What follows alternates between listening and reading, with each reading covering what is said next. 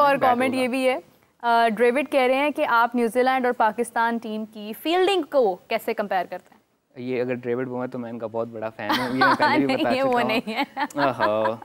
Very unfortunate.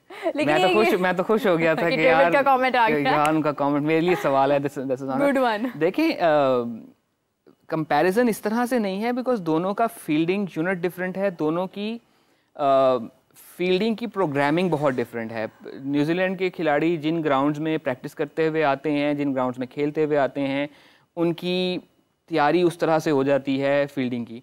हमारे यहाँ बड़ा अनफॉर्चुनेट होता है, हमारी तो क्रिकेट शुरू गलियों सड़कों पे होती है, हम बॉल रोकने से ज़्यादा तो साइकिलों मोटरसाइकिलों से बचते फिरते हैं, एंड इवेंचुअली फिर हमारी उस तरह की ट्रेनिंग नहीं होती। हमारे बहुत सारे खिलाड़ी, बल्कि उस दिन मैंने बताया, लेकिन इंडिया भी कुछ ऐसा ही है। आप गली की अगर क्रिकेट देखते हैं या आप अगेन गली क्रिकेट है, मैदान वहाँ पे एक वक्त में कुछ 27 मैचेस चल रहे होते हैं, समझ नहीं आती किसका गेंद कौन सा है। बट देन अगेन उनकी जो डोमेस्टिक क्रिकेट स्ट्रक्चर है वो बहुत रोबस्ट है, वो बहुत रोबस्ट है। हमारी क्रिकेट भी स्ट्रक्चर पर आकर सख्ती का सख्ती है ना हमारे स्ट्रक्चर में, ये सख्ती है कि मेरी सख्ती के तहत हर 6 महीने साल बाद मेरी मर्जी की बननी चाहिए। नहीं, मेरी सख्ती के तहत हर 6 महीने साल बाद स्ट्रक्चर ही चेंज होगा, ये सख्ती है हमारी। बात ये है कि हमारी, आप अंपायरिंग देखें, सबसे पहले अंपायरिंग का प्रॉब्लम ये है कि अंपायर्स हमारे प्लेयर से डरते हैं। आप विकेट देख लें, अपनी मर्जी की बनवाई जाएगी डोमेस्टिक में। जब आपने डोमेस्टिक से सीखा होता है ना एक कंफर्ट जोन, आपको लगता है कि यार मैं चाहूँगा तो ऐसी बन जाएगी, आपके लिए रन्स बनाने इंपॉर्टेंट है, ठीक है, तो फिर आप जब जाते हैं ना मुश्किल जगह पर, मतलब आपके होम ग्राउंड्स पर भी आपकी चल सकती है, but you are exposed when you are out of your home grounds. हम तो खैर अपने मैदानों में भी एक्सपोज हुए हैं अभी रिसेंटली। उसमें फिर मेरा वही आर्ग्यूमेंट आ जाता है ना कि when system is stronger than anyone else, तो वो फिर आपको रिजल्ट देगा। इसका क्लियर मतलब ये है कि अगर विकेट्स प्लेयर अपनी मर्जी की एलिजिडली बनवा रहे हैं तो सिस्टम स्ट्रॉन्ग नहीं है। There shouldn't be anyone stronger than the system. अगर सिस्टम अपना काम ठीक से कर रहा है तो ऑब्वियसली उसको उसके साथ छेड़छाड़ भी फिर बहुत कम होगी। तो हमारे साथ मसला यही है ना कि जब एक सिस्टम इन प्लेस किया जाता है, जब उसके रिजल्ट्स आने लगते हैं, उसको फिर लपेट के नया सिस्टम ले आया जाता है। कभी हम 6 टीमों के साथ डोमेस्टिक क्रिकेट खेल रहे होते हैं, कभी हम 600 टीमों के साथ डोमेस्टिक क्रिकेट खेल रहे होते हैं, और कुछ समझ नहीं आ रही होती क्या हो रहा होता है। तो वो फिर बात आ जाती है स्टैंडर्ड्स की। तो अगर स्टैंडर्ड्स हमारे डोमेस्टिक क्रिकेट में प्रॉपर सेट नहीं होंगे, और फील्डिंग एक ऐसी चीज़ है कि वो प्रॉब्ली शायद हमारा मिजाज भी नहीं है उस तरह का। ऑल्दो हमने काफ़ी fantastic fielders over the years पैदा किए हैं, और इस टीम को अगर हम कंपेयर करें हमारी प्रीवियस कुछ साइड्स के साथ, तो हमारी फील्डिंग क्वालिटी काफ़ी बेहतर है। आई वॉन्ट से कि शायद अभी भी वर्ल्ड क्लास है, बट काफ़ी बेहतर है। People like Saud Shakeel, Salman Ali Agha, even Babar, Rizwan, Haris Rauf, for a fast bowler to be this kind of a fielder is exceptional. Shaheen ने अपने आप को एज ए फील्डर बहुत इंप्रूव किया है। Haris Rauf with a side pain. Okay, that's a news. That's a news that he is the part of playing 11. Okay, so this is a news. This is interesting because कल उन्होंने कुछ net practice भी की थी, कुछ 80% batting की उन्होंने bowling की थी, और 6 ओवर फेंके थे उन्होंने, 6 ओवर फेंके थे उन्होंने। रिजवान सेड। हाँ, अच्छा, इसी के साथ एक और कुछ और कमेंट्स भी आ रहे हैं, मैं साथ साथ ग्रेजुअली ऐड कर चुकी हूँ। हमारा पहला प्रोग्राम है, हमें अपने व्यूअर्स को आज टाइम देना है। आज तो अजलान और मैं ही बैठे हैं, ज़्यादा मसला नहीं है, कमेंट्स ऐड कर सकते हैं हम। आमिर अंसारी कह रहे हैं कि विराट कोहली की 300s हैं चैंपियंस ट्रॉफी में। उसके बाद राजेश बागरी कह रहे हैं कि बाबर आजम को ओपन करना सही फैसला है या नहीं, इस पर बात करते हैं राजेश। आमिर अंसारी ने एक और बात कही है कि अगर कल पाकिस्तान की बैटिंग आ जाती है तो हमें कितना स्कोर करना है, मतलब पाकिस्तान को कितना स्कोर करना है, और अगर न्यूजीलैंड को अगर पाकिस्तान फील्डिंग पहले कर लेता है तो फिर न्यूजीलैंड को कितने स्कोर पर रोकना होगा। तो पहले बाबर वाला जवाब दें या न्यूजीलैंड वाला? बाबर का ओपन करना कैसा है, मैं बारहा कहता आया हूँ कि it's kind of a double edge sword वाली सिचुएशन। एक ऐसा पंट है कि जो अगर क्लिक कर जाता है तो उसका फ़ायदा ही फ़ायदा है, बट अगर वो क्लिक नहीं करता तो ऑब्वियसली उसका फिर नुकसान ये है कि आपका ऑब्वियसली ओपन आपकी अनसेटल होगी, मिडल ऑर्डर अनसेटल होगा। बट अगर बाबर आजम को ये इस माइंडसेट के साथ ऊपर भेजा जा रहा है कि ठीक है वो जाके इनिशियल पावर प्ले को डोमिनेट कर ले, सेटल डाउन हो जाए फॉर द मिडल ओवर्स, और उसके बाद एक्सेलरेट करे, अगर ये चीज़ क्लिक कर जाती है तो बैद नहीं कि वो 200 भी कर जाए, बट ये भी बैद नहीं कि वो शायद 20 भी ना कर सके। सो मैंने कहा बड़ा वो ये चीज़ ऐसी है कि अभी चूँकि इस केस स्टडी का सैम्पल साइज सिर्फ 3 मैचेस का है, तो कुछ बहुत बड़ी बात कह देना उन 3 मैचेस की बुनियाद पे, वो सैम्पल साइज इतना छोटा है कि मैं उसकी बुनियाद पे कोई डाटा एनालिसिस भी शायद उसका करने का। Long journey behind Babar, like number 3 है ना, नंबर 3 वही बात रहती है कि नंबर 3 है।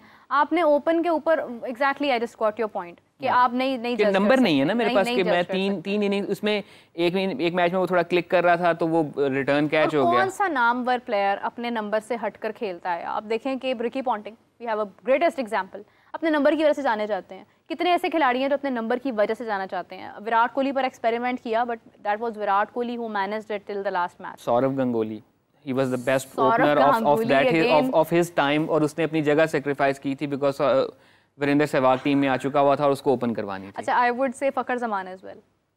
फखर जमान के नंबर के साथ भी बहुत बार तब्दीली हुई है। एक टाइम ऐसा था कि फखर जमान ने कहा कि I am glad that in fact I am playing in the team, मेरे लिए ये भी काफ़ी है कि मैं टीम में खेल रहा हूँ। सबसे पहले तो ये आई थिंक पहले T20 में 6-7वें नंबर पे बैटिंग कर रहा है और उससे पहले वो पेशावर और खैबर पख्तूनख्वा के लिए ओपन कर रहे थे। न्यूजीलैंड वाला सवाल आया था जी, उन्होंने पूछा था कि अगर पाकिस्तान को पहले बैटिंग मिलती है तो कितना स्कोर होगा, और अगर फील्डिंग मिलती है तो कहाँ तक रोकना चाहिए? आई थिंक अगर तो कंडीशंस की बात की जाए तो टोटली कंडीशन को असेस करते हुए, बिकॉज अगेन रिसेंटली 2 मैचेस का ही डेटा है हमारे पास। एक मैच में 300 बने थे और 300 चेज़ हो गए थे, दूसरे मैच में 250 भी नहीं बने थे और 250 से कम रन चेज़ करने भी थोड़े मुश्किल हो गए थे।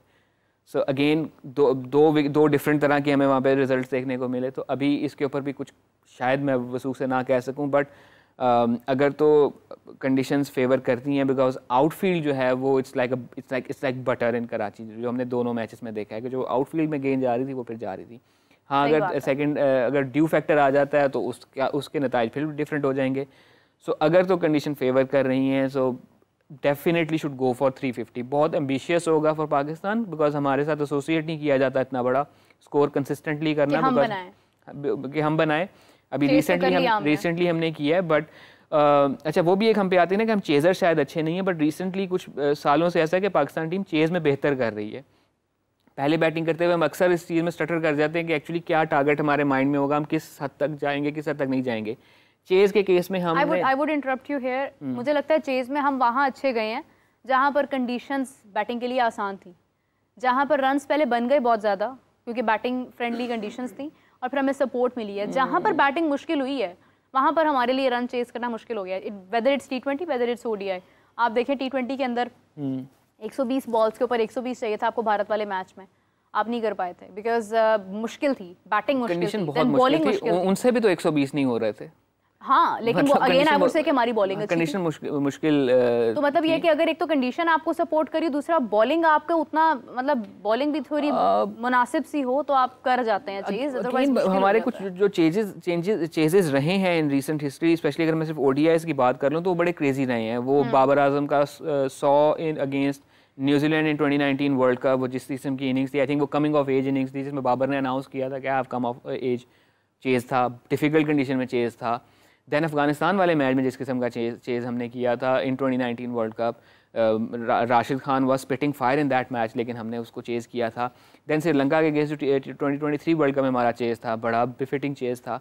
इसी तरह से अभी रिसेंटली जो हमने साउथ अफ्रीका के अगेंस्ट चेज किया है वो 300 रन्स का 350 से ज़्यादा रन्स का चेज करना पाकिस्तान के साथ अब एसोसिएट नहीं करते लेकिन कर लिया। सो वो एक चीज़ फैक्टर रहा है पाकिस्तान टीम के लिए कि रिसेंटली हमने ये देखा है कि चाहे T20 हो चाहे ODI हो, हम चेज़ में उस लेबल से हट के परफॉर्म कर रहे हैं जो लेबल हम पे लगा हुआ है कि Pakistan are not a good chasers.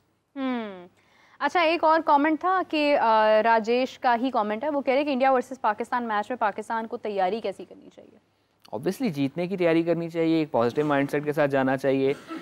इसी टूर्नामेंट में लास्ट टाइम जब ये दोनों मुल्क खेले थे तो पाकिस्तान जीता था।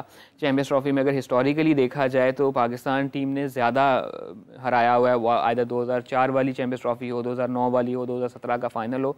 ठीक है, बीच में 2013 में हराया में इंडिया ने, 2017 में ग्रुप स्टेज का मैच हमें हराया इंडिया ने।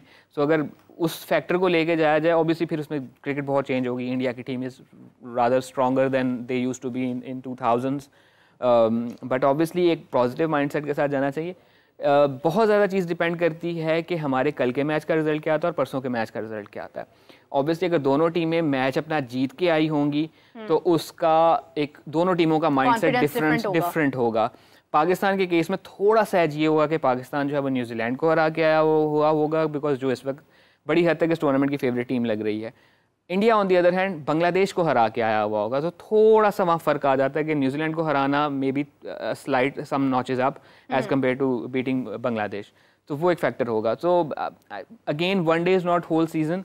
जैसा मैंने पहले कहा कि हमारी टीम को हम सपोर्ट करेंगे, जीतना चाहिए, इसको आगे जाना चाहिए, सेमीफाइनल फाइनल खेलना चाहिए, लेकिन देन अगेन हमें ये चीज़ भी जहन में रखनी चाहिए कि खुदा ना ख्वास्ता अगर हिस्ट्री रिपीट करती है तो आज तक किसी टीम ने चैंपियंस ट्रॉफी नहीं जीती जो होस्ट नेशन थी।